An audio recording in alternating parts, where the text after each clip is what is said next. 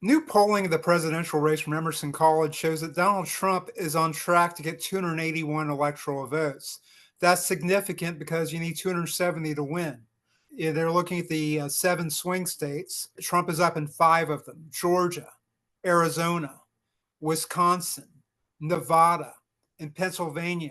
That's a trove of 62 electoral votes that would push him over. Kamala Harris is up in North Carolina and Michigan, according to the survey. She would need to flip one of these other states to keep Trump from winning the White House. The Emerson poll says it's not going to happen. These are very narrow leads in all cases in these states. Most narrow is Nevada. It's less than a percentage point for Trump. But as we've seen in previous cycles, a lot of these states come down to 10,000, 20,000 votes. So margin of error polling that leans one side or the other is significant in this case. And it's what we have to watch as we try to understand what's going on in this election. Now, some interesting takeaways from the Emerson poll, one of them being that the debate between Harris and Trump did not move the needle. There was some expectation that the debate where people thought Harris outperformed Trump in many cases was going to be in her favor. It didn't quite happen that way. Pollster Spencer Kimball, he said that basically it'd have movement of 1 or 2 points, but not enough to really make a difference for Harris. Her campaign's been very media shy, as we know, no formal press conferences in 60 days. So she was relying on that debate in a way that Donald Trump was not, arguably. And it seems that Trump's bet is paying off, at least according to this polling. But there is some bad news for Republicans here.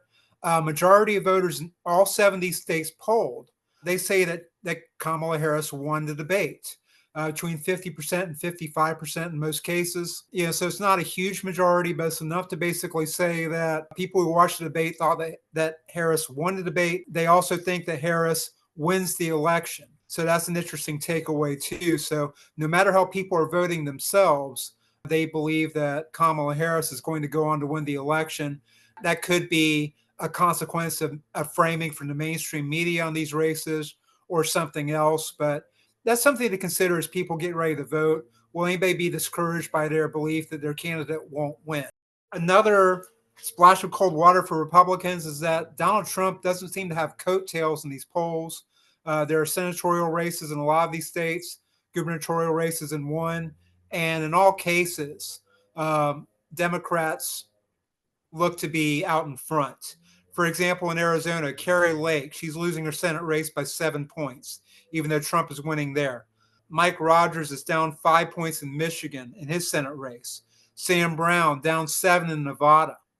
Mark Robinson, the scandal-plagued Republican running for governor of North Carolina, he's down 8 points. Pennsylvania, Dave McCormick, he's down 5 points in his Senate race. And in Wisconsin, Eric Hovde running against Tammy Baldwin for her Senate seat, he's down by 3 points. So the takeaway here is that you very well may see a Republican president in January 2025 being sworn in, but he may be dealing with a Democratic presence in the Senate that people didn't expect coming in, and Democratic governor of North Carolina too. So that's worth watching as we get down the stretch. We're going to see a lot more polls going forward, of course. So stay tuned.